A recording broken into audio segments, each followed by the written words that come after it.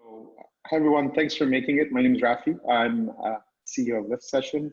We're a partner of LifeWorks by Mono Chappelle, and thank you for the opportunity to present a very interesting and more interesting than it should be topic about nutrition, which is our food guide. Lily, I'm going to pass it on to you to sort of like make an intro, and then we'll get going with the webinar if that works. Sure. Thanks, Rafi. Can you hear me okay? Yeah, absolutely. Okay. So welcome everyone, and thank you for attending our webinar today covering the new Canada's Food Guide and how to use it to meet your personal health goals. My name is Lily Choppa, and I'm the Wellness Manager for Group Benefits here at RBC Insurance. You may recall last year, around this time, we launched our digital wellness program in partnership with LifeWorks. We launched the program because we're committed to providing you with the information and resources you need to achieve your best health so you can live your life to the fullest. One example of the resources available to support you in achieving your best health is this series that we've partnered with LifeWorks and Lift Session to bring to you. Today's session will provide you with valuable information about how to best fuel your body with the nutrition it needs to thrive. Beyond today's session, I want to encourage you to take some time to explore your digital wellness program and to learn about the wealth of other resources that are available to you through the program. And I just want to remind you that you can access the program by either signing into your Group Benefits Solutions site and selecting the Wellness tile, or by logging into your RBC Insurance My Benefits app and selecting Wellness. Both those options will take you right into the Wellness program without any additional sign-on required. So it's very easy to access, and we encourage you to go in and explore all the great things available within the program. Now, without further ado, I would like to introduce our special guest today, Tiffany. I'm going to say that wrong, Tiffany. I'm sorry, I just practiced it. Tiffany Mui. Did I get it right? Moy. Moy, thank you. Sorry about that. That's okay. A little bit of background about Tiffany. Tiffany is a certified athletic therapist and registered dietitian specializing in sports nutrition. She graduated from Concordia University in 2003 and currently practices athletic therapy at McGill Sports Medicine Clinic, where she works closely with varsity swimming and track and field teams. She also works with the active community to restore optimal performance in sport and active living. Welcome, Tiffany. We're really excited to have you here with us today, and I'll hand it over to you now. Perfect. Thank you so much for having me today. And Tiffany, before you start, I just wanted to add in there that during the session, if you have any questions whatsoever, there's a little chat area. If you can just please ask the questions in there, and I'll be moderating. So I'll basically be jumping in and out if there's specific questions at specific times that we'll ask Tiffany to basically address, or else if there's some questions that will fall into towards the end of the session. So to that, Tiffany, it's all yours. Perfect. Thank you so much. Welcome everyone.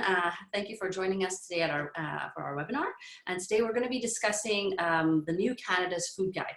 Now, in order to understand some of the new changes, let's just touch very briefly on the history of the Canada's Food Guide. So the very first food guide made an appearance around 1940s, and this was really introduced to address wartime rationing, but also to help prevent nutritional deficiencies and also to help improve the health of Canadians. And you'll see that over the years, it's basically evolved a lot to keep up with the times and what's going on with Canadian health. So it started off first, they called it food rules. And then that started to soften up, and they started to call it the food guide, where they made a lot more suggestions. And then slowly they went from 5 food groups to now 4. And then into the 70s and onwards, the goal of the food guide kind of changed because they were not so worried about preventing nutritional deficiency anymore. And instead, they were actually worried more about reducing chronic illnesses, which started to show up a little bit more. And you'll see the last two, the 1992 version and the 2007 version, probably the most recognizable for us is the rainbow version. And that's changed quite a bit. And now, if we look at next one here, why are we using the food guide? In general, the food guide is really to help guide food selection and to promote nutritional health in Canadians. What's also really important to know is that the new food guide will also have a second document, excuse me, that will be released for health professional use. This is really important for helping to plan menus, excuse me, for daycares, schools, hospitals, long-term home cares, and military installations. Okay, so this is what the new food guide looks like. Really different departure from the old food guides. The first major superficial change you'll see is that the graphic is now not very illustrative. It's real food photography. Looks like it's on a plate, something that we can relate to, whereas before it was in a rainbow and not very representative of how we would normally eat. You'll see now also they've combined some of the food groups. No longer are there 4 food groups. Now it's really more they're going towards 3 food groups. You'll notice that the biggest portion, they want you to have half your plate about fruits and vegetables, a third here with protein foods, and then your whole grain foods. Now you'll see that here dairy products are not eliminated, but they're now grouped together in the protein foods along with meat products, nuts and seeds, and also the meat alternatives. So this is now just one group, the protein foods.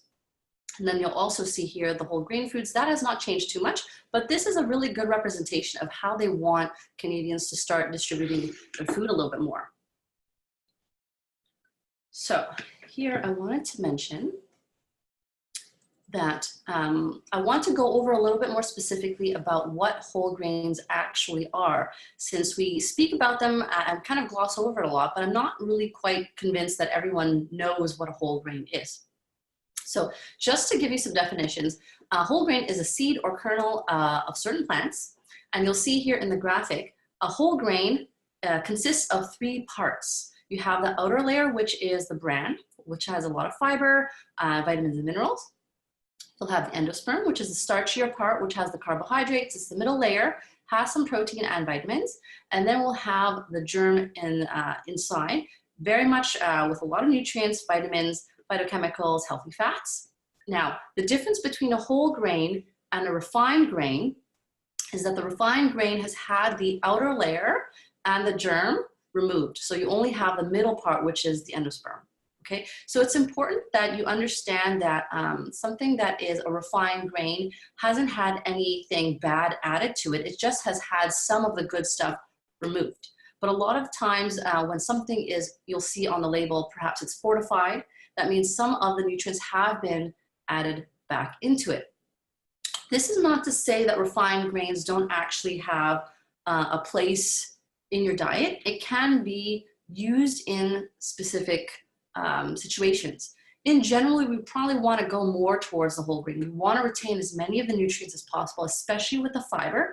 However, say you are training that day, an athlete who needs to train or compete, they probably want to stay away from anything that's going to slow down digestion, which would be a lot more of the fiber. So this would be a good time that you would bring in some of the refined grains, maybe an hour or 2 before you have to compete or train. That would be the time you would want to have maybe more of the white bread versus the whole grain kind of bread, just to give you a little bit of context.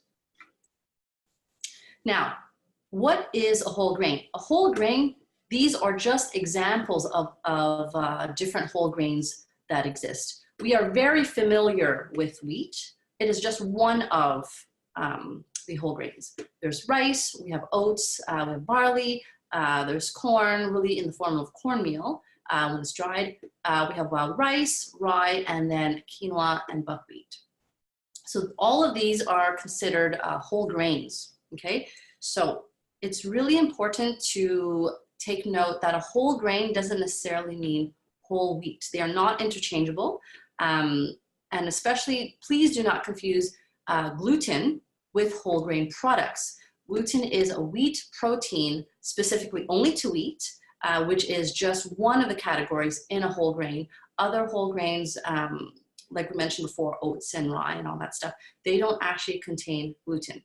Okay, so that I thought was really important to kind of mention.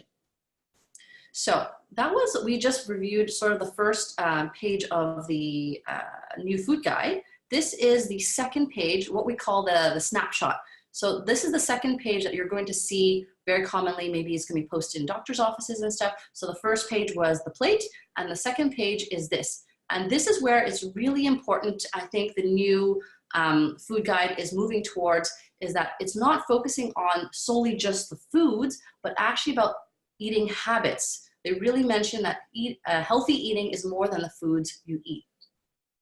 And here we have a couple of different categories where if you actually were to click on them online on the website, they'll take you to a specific page. They have a lot more information, but this is just the main takeaway message that they want everyone to see and to note.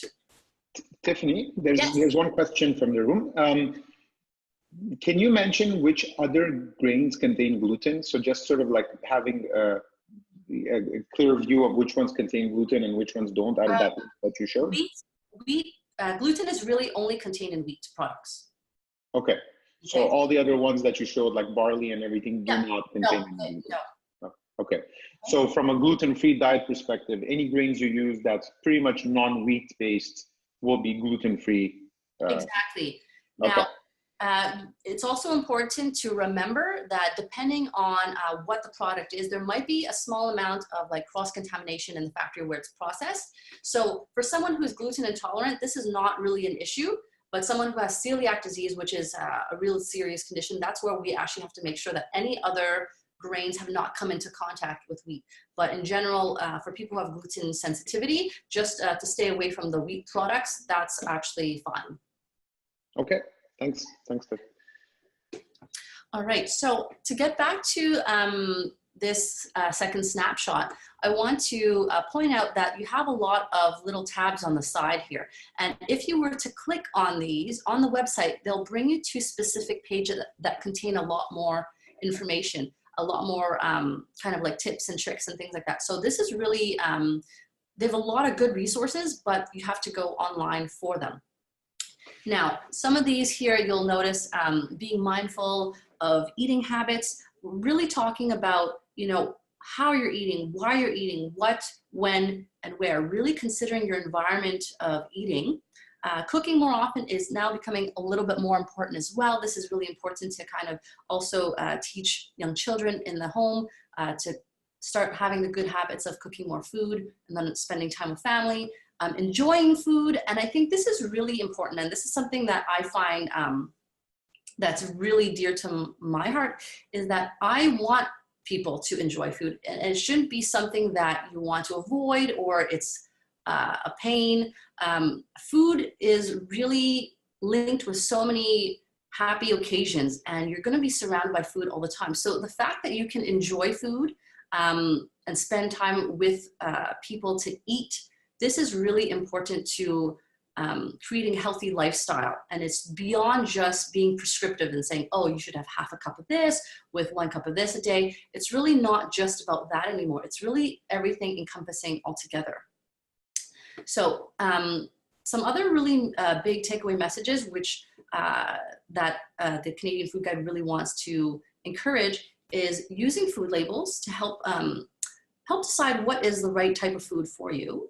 We want to, they asked to limit foods high in sodium, sugars, or saturated fats, and also to be aware of food marketing, which is really new and I think really interesting to kind of read up on a little bit. I think we know a little bit about that, seeing the advertisements for food and everything, but just to really be aware of how it can affect young children as well and how it sort of shapes their food choices. It's really important. So this I wanted to bring up as well.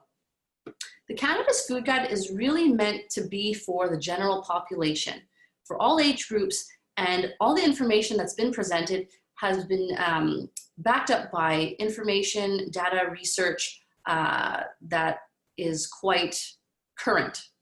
it's really not meant for anyone with specific issues or medical conditions. And that's why you'll see like specific diets really don't have a place in the Canada's Food Guide. This was really designed to be as generic as possible for as many people that they could cover in Canada without any major issues. So that being said, specific types of populations who have intolerances and allergies and types of diseases, they may have to search out a little bit more specific information, not just using the food guide, but perhaps a little bit more professional help. But this is really meant for everyone with kind of like generic type issues. So keeping healthy, controlling weight, but no specific diseases or needs, okay? So these are the things that I really noticed that have improved from the old food guide. One of which is that it's much more transparent and it's less influenced by industry. They made it a really important point to mention that they did not meet with any food or beverage industry representatives during the policy development.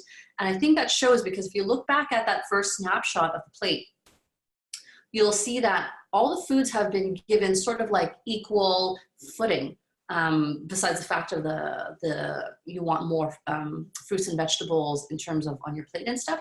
But like, it's not a really big push for beef or dairy. It's there.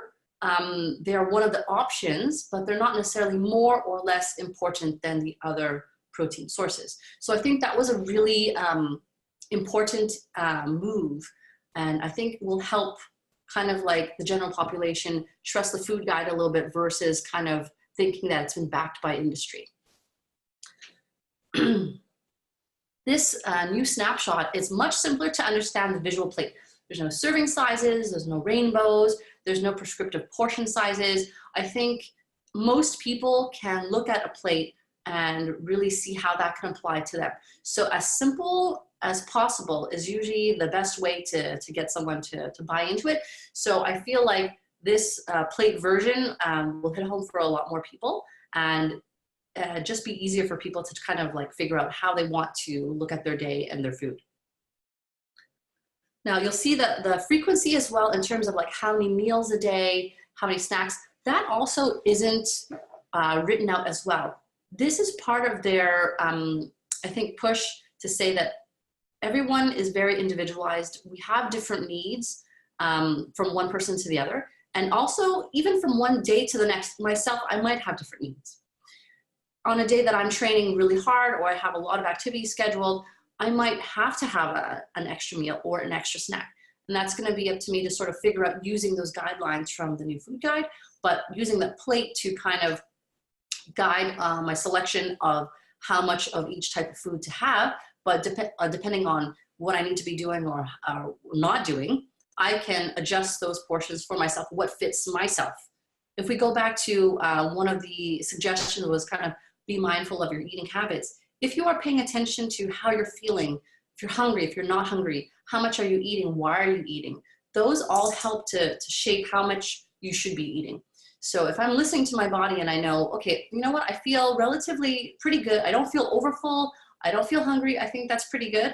That's what you should be going towards. So that's why right now there are really no prescriptive serving sizes or portion sizes that Canada's Food Guide is emphasizing.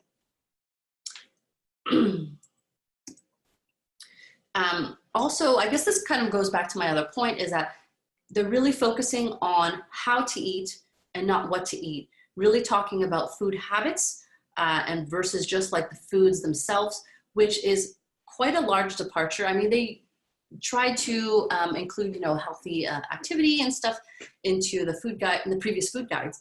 But this one, they really made it a point to mention that the foods are not the sole thing that you should be thinking about. Really, all the things around eating are important.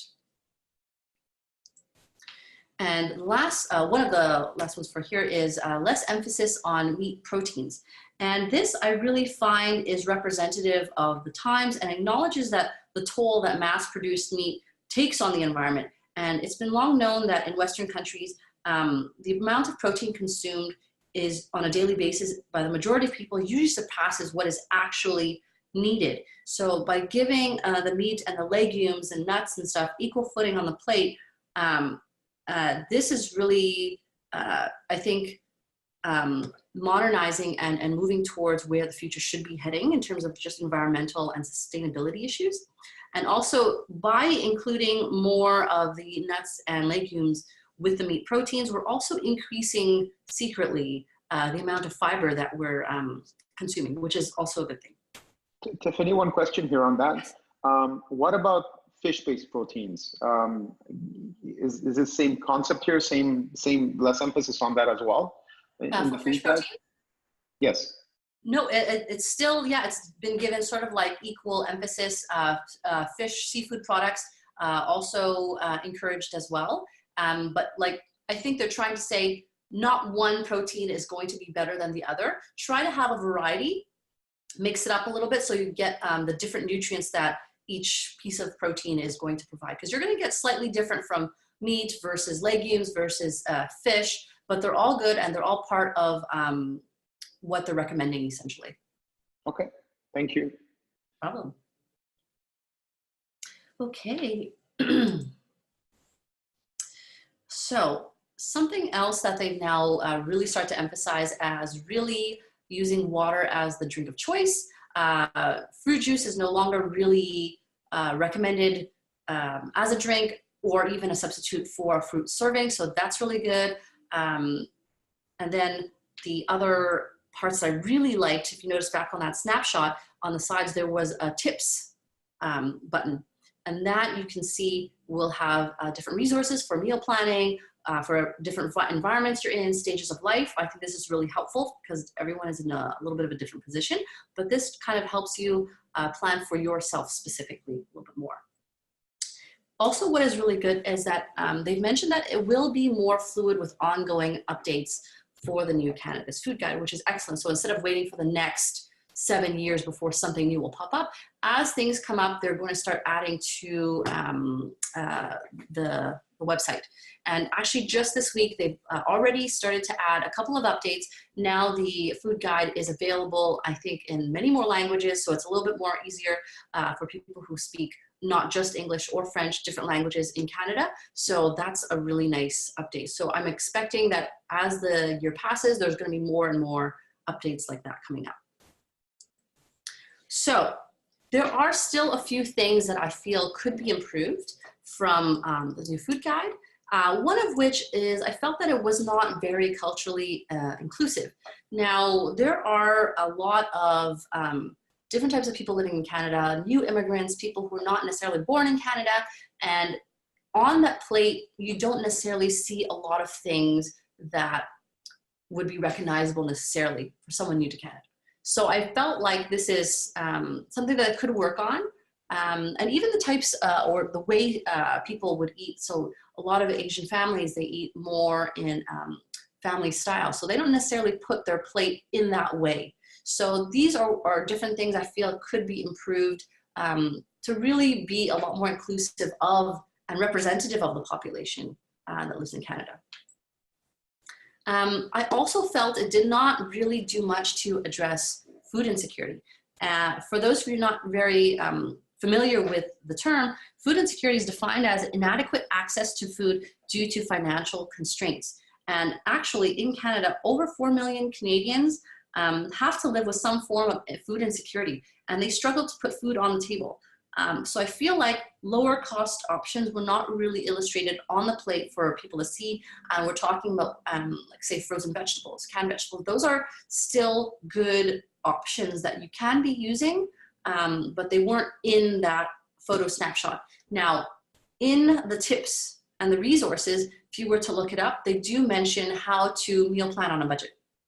This is excellent, but I feel like most people are going to see the snapshot first and get an impression from it, and I felt like that could have been included a little bit more.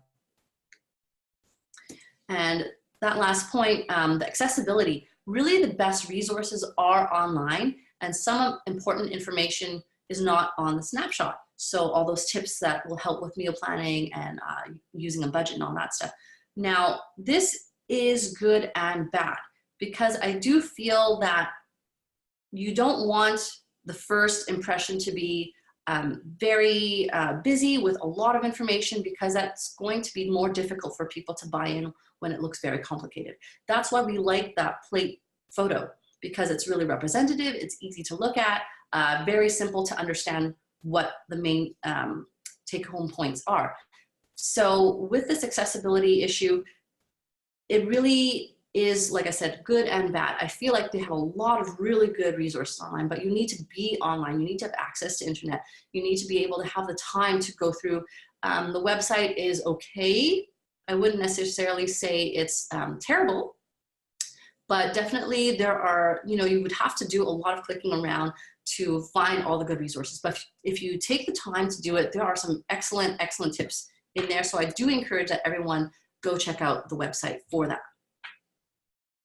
So one other thing I really felt needed to be improved is that at the bottom of that second snapshot, they mentioned about limiting foods high in sodium, sugars, or saturated fats. But if you really look at the picture, these are all prepackaged convenience foods.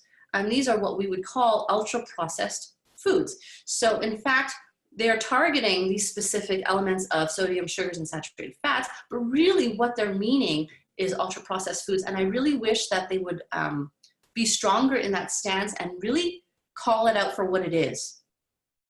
Because I feel like, you know, sugar that occurs naturally in fruit is not something that you need to limit, but sugars in a muffin that you buy from the grocery store that comes in this packaging, that's where you need to be careful. So I do feel that this message is not necessarily clear enough and concise enough for my taste. So let me just, now I wanted to clear up also what exactly is an ultra-processed food. I feel like you probably have a really good idea, but I just want to run through very quickly what the definition of ultra-processed food is. First of all, there's a very specific system in labeling a food an ultra-processed food, and this system is called the NOVA system. This is a leading method to use to classify diets according to food processing, and it's been recognized by the World Health Organization. And one of the definitions that, which is really important, is that food is not healthy or unhealthy simply because it is processed. We need to look at how much processing there has been, because certain foods have to have or have to undergo some minor processing to make it safe and for it to last longer. So, you know, like fermented foods or things like that. So definition of an ultra processed foods, the kinds of foods that we probably want to stay away from, is that these are not foods that have been modified, but these are formulations of industrial ingredients and other substances derived from foods plus additives. They mostly contain little, if intact, food. Okay, so this is really important to understand. So if you're looking at a piece of natural cheddar that you've bought, and then you're looking at a piece of like Kraft singles, this is the difference between a food that's been minimally processed. Cheese has to be processed to some degree, but at the same time, something like a Kraft singles, this has been highly processed. I wouldn't even consider it cheese. Okay, so this is where I want you to start to understand what is an ultra-processed food. I wouldn't necessarily worry about sodium that is in a normal piece of cheese. I would worry about all those things that are in the Kraft single that I actually don't know what they are. Okay, so the purpose of an ultra-processed food is to be convenient, has to be durable, ready to eat, and cheap. Okay, these foods are marketed intensively. So if you've seen a commercial on TV for a food, it's probably an ultra-processed food. I've rarely ever seen, you know, commercials on TV for asparagus. So you'll see what I mean about an ultra-processed food. They're kind of like telltale signs. So the obvious ones, and I'm sure you'll recognize these, will be sugary drinks, snacks, cookies, many breakfast cereals, sauces, dressings, anything like that that comes in a packaging is probably ultra-processed food. Okay, so that's just to really give you an idea of the types of foods that we're trying to stay away from. Studies have also shown that in ultra-processed foods, they have shown to be lower in protein, dietary fiber and all these minerals, zinc, magnesium, calcium, phosphorus, potassium, all these vitamins, but they are higher in energy density, carbohydrates, free sugar, and sodium. So we have to be careful with ultra-processed foods in that way, because a lot of the distribution of nutrients are also a little bit skewed as well. So how much are we actually consuming? So some scary statistics is that Canadians are actually the second largest purchasers of ultra-processed foods, Americans being the primary largest purchasers. And as of 2004, almost 50% of all food consumed, and I mean not by volume, but by energy density, calories, was from an ultra-processed food. And as of 2015, the Canadian diet has actually not changed that much, which is pretty scary. And from what I understand, the highest amounts of these foods were consumed by people at a younger age, actually. So if we're talking about creating good habits, this is an issue. Okay, so what are effects of ultra-processed foods? So you'll have increased risks of being overweight, obesity, increased risks of hypertension, metabolic syndrome, dyslipidemias. So you can see these are the kinds of foods that we definitely want to stay away from. Really interesting and scary fact is the effect on chronic disease. About up to 80% of premature deaths from heart disease and stroke can be prevented by eating healthy diets and being physically active. So if we were to take away a lot of those ultra-processed foods, go back to some of those habits, cooking, using whole foods, fresh foods, this is where it's going to start making a huge impact. And if you are more interested in some of this information and how ultra-processed foods can affect you, I've included a link here. Tiffany, Yes. This seems to be an extremely important aspect of nutrition. So we should avoid all ultra-processed foods completely. Why, in your opinion, is that not stated specifically in the food guide? It looks like this is the source of a lot of the issues that we have in our medical system, or people have with, with their own sort of illnesses and everything. Why not just put it out there that this should be something that should be avoided at all costs? I'm not sure if they had difficulty kind of compacting all that information on the snapshot, because if you go into that little tab where it says limiting salt, sugar, and saturated fat, if you click on it, they go into a lot more depth of explanation of avoiding highly processed foods, why we want to do that, chronic disease. So that's why I feel there's a little bit of a shortcoming with the beauty of the easy snapshot versus all that really detailed information that's hidden online. And I say hidden, it's not really hidden, it just takes more time to get there. But why it's not completely emphasized, I'm not sure. This is what is bothering me a little bit. They seem to focus more on the snapshot for specific elements of the ultra-processed foods without calling it out, although they show the picture of it. So I'm not sure why that is. I don't know if they expect that it's obvious and that people can see it, and that we're trying to avoid it. But I think really just really calling it out straightforwardly would be the best way. I feel like that definitely should be an adjustment that they should make moving forward for sure. There are no happy endings with the ultra-processed foods. There's only been more bad news with studies on ultra-processed foods. Absolutely. Okay, thank you, Tiffany. No problem. Okay, so we were in that little box about talking about limiting those specific issues about sodium and sugars and also saturated fats. So this is a point where I feel like we get a lot of questions about. So I want to talk a little bit more in specifics about saturated fats. Is it good? Is it not good? What's with the research? So we have to back up a little bit. And I find it really interesting that in general, a lot of the scientists that are doing this research, they're doing good work. However, scientists are not known to be necessarily very good at communicating or disseminating their research findings. So this was an issue. So way back in the 80s, when they first started doing research about saturated fats, or kind of just like a few things in general, some of the research showed that the general population would likely benefit from a decreased caloric intake, and therefore less fat because fat is so energy dense. So they kind of were saying, hey, everyone's over consuming, which is not surprising. In the 80s, that was kind of what everyone was noticing. Chronic disease was on the rise. People were over consuming. Convenience foods were really a little bit like really becoming popular. So they were saying, hey, you know, we should be eating a little bit less. So why don't you also decrease a little bit of fat? Now, they didn't say it, or like I said, the message didn't get out very clearly.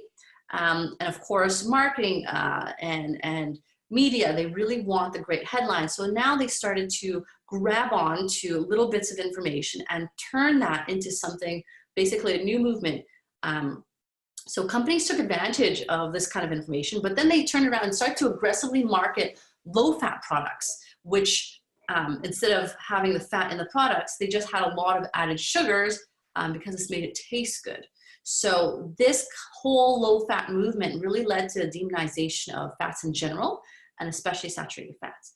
But still, even with the current research, there is some correlation with saturated fats and the increase of the bad cholesterol levels. So we do want to be careful in general about saturated fat intake, but it is complicated because we still have to look at, you know, how is the saturated fat packaged? The food is complex, and it's not really as simple as breaking it down into fat, not fat. Don't forget, we also have saturated fats that occur in natural foods. And then you also have the saturated fats that appear in ultra-processed foods like hot dogs and cookies and baked goods from the grocery store. So that's really not quite the same. So in recent times, the Heart and Stroke Foundation, their recent recommendation is they don't really include now a limit for saturated fat, but instead their focus is on healthy dietary patterns, which will overall help to reduce consumption of saturated fat. So they're really talking about lower in saturated fats for your diet, but really emphasizing natural unprocessed sources and higher in unsaturated fats, which are nut products, plant products, those plant oils. So essentially what they're trying to say is that the type of fat, which is fat quality, that is more important to health than the overall total amount of fat consumed. So fat shouldn't be demonized anymore. It shouldn't be like you're trying to eliminate as much of it as possible. In fact, what you're trying to do is try to consume better fat options instead. So we're talking the plant-based products, we're talking about plant oils, we're talking about nuts, avocados, things like that. And not to worry about like, oh, I've had this amount of fat in a day.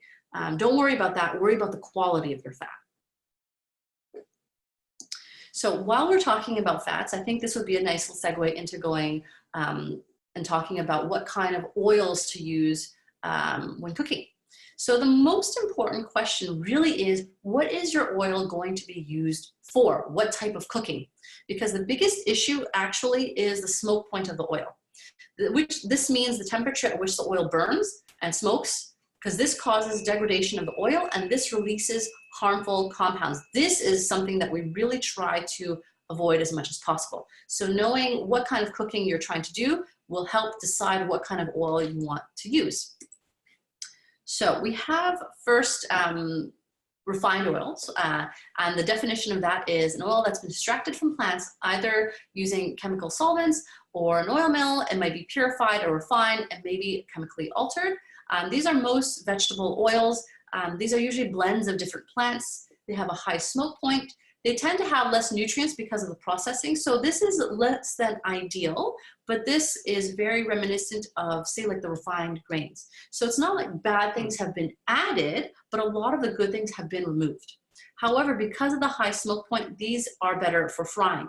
So if you are not having many other choices, and this is what you have for frying, this is probably the best choice for you. This is probably what's used in industrial cooking the most likely, okay? Types of oils that are unprocessed, minimally processed. I'm gonna go very quickly through these.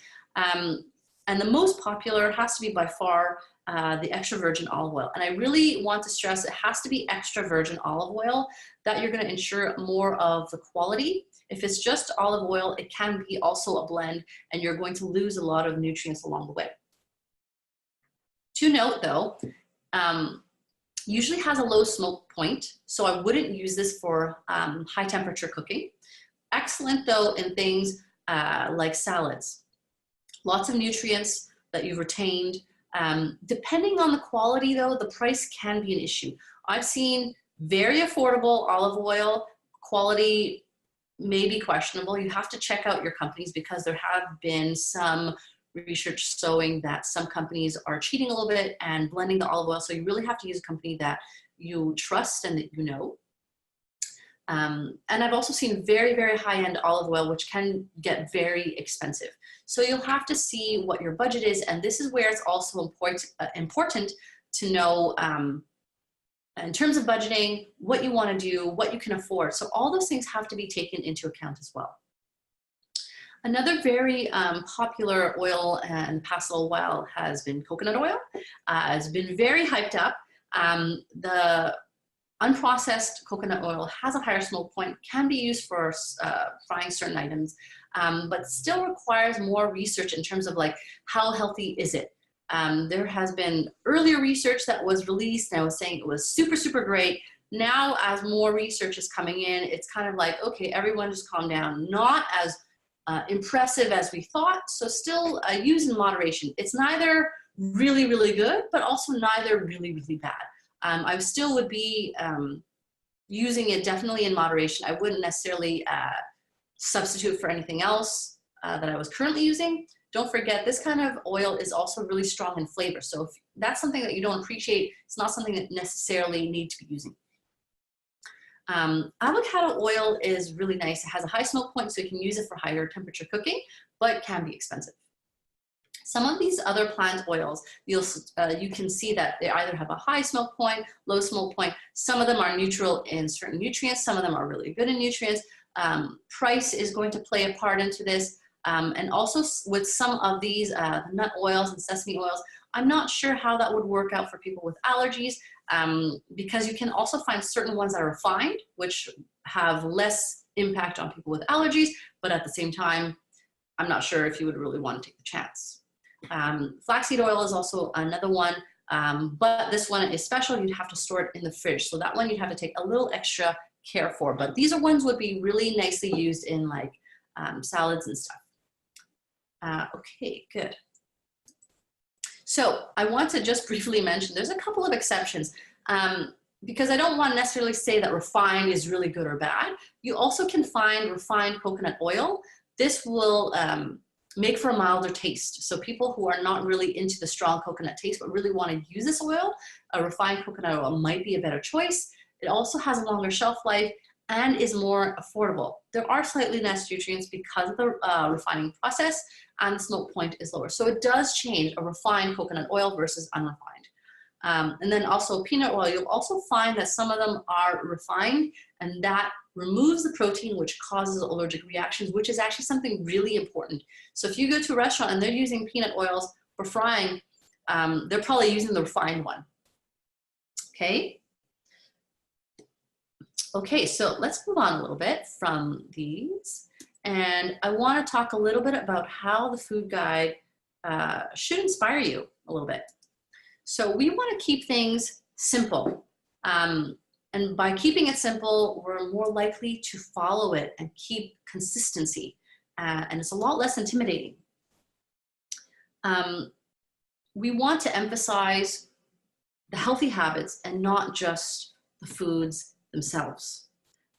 This is important because some of the statistics show that 1 in 5 Canadians don't actually cook at home, which is a really big percentage of people. So this is something I think they're hoping to turn around and really make part of the healthy eating is the healthy habits, the cooking at home, the meal planning and all that, and not just worrying about portion size and how many cups of this and this and this. Moving towards a mindfulness approach in eating, and that's going to help to change a little bit of the diet culture, a little bit less frenetic and a little bit kind of like how can we sustain healthy eating over a lifetime, and being mindful really, and this is a term that now is starting to become really popular.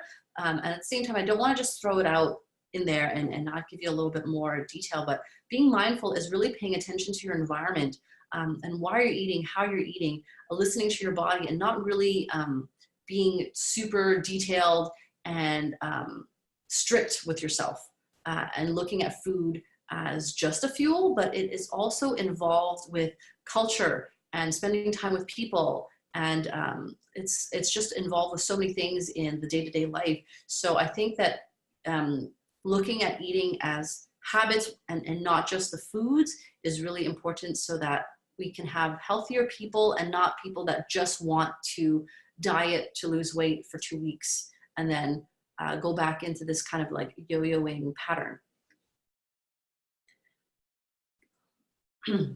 This is a big takeaway that I think needs to be a bit clearer, and that is really decreasing the use of ultra-processed foods. We've talked a little bit about how they touched on it, but didn't really call it out. But essentially what they're really saying is, yes, decrease the use of ultra-processed foods. We've looked at why we should be cutting them out of our diet. So definitely that is something that everyone should be moving towards. I also think it's really important to not get caught up in the details. Focus on the bigger issues of food habits, cooking more, eating fresh fruits and vegetables, including more plant-based items in your diet.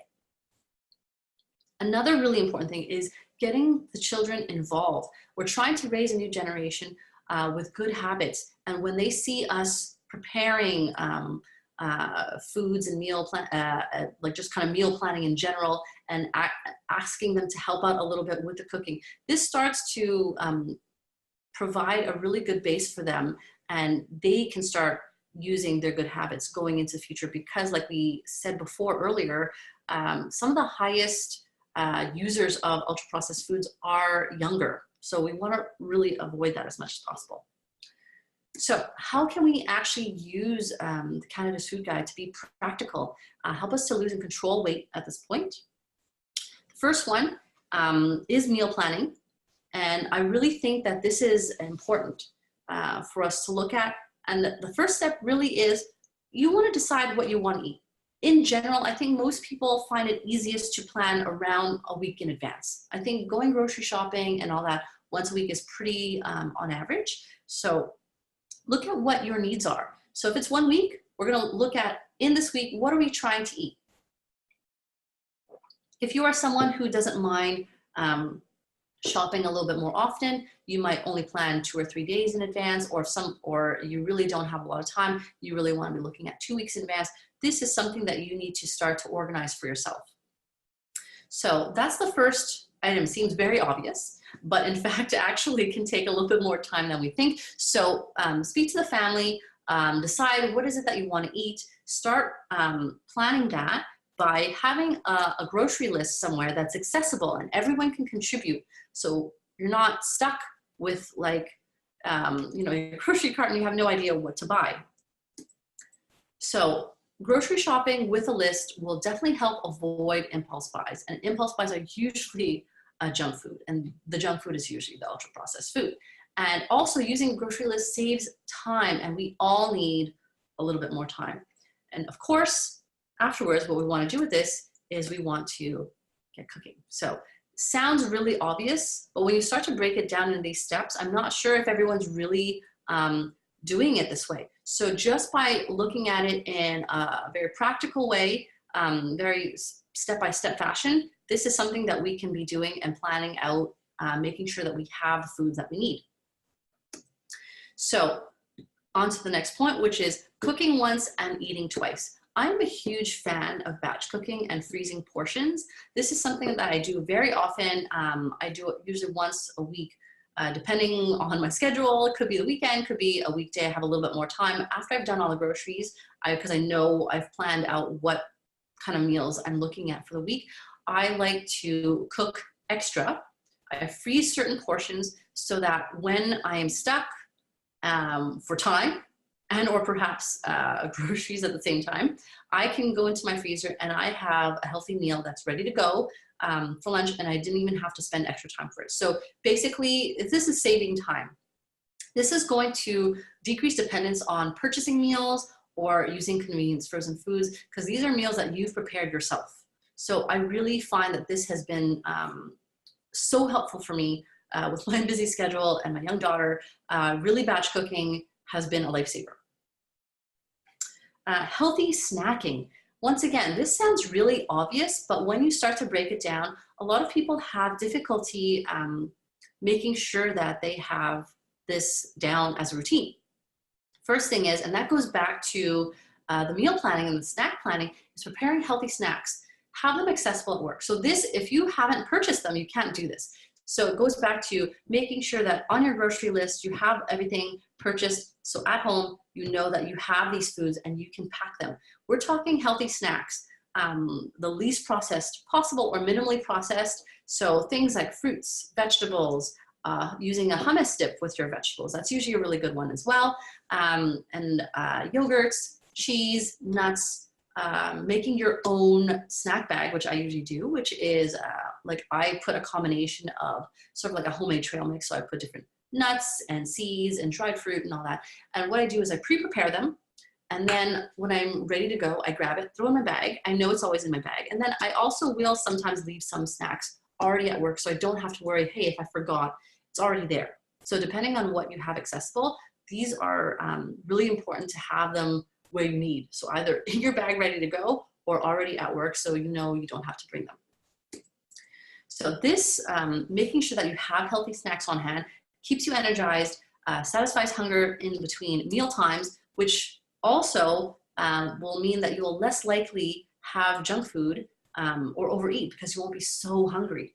And if you really were hungry and you didn't have a snack, you're very much likely to go and purchase either food from the vending machine or the cafeteria, and the choices are going to be less good than what you would have purchased for yourself.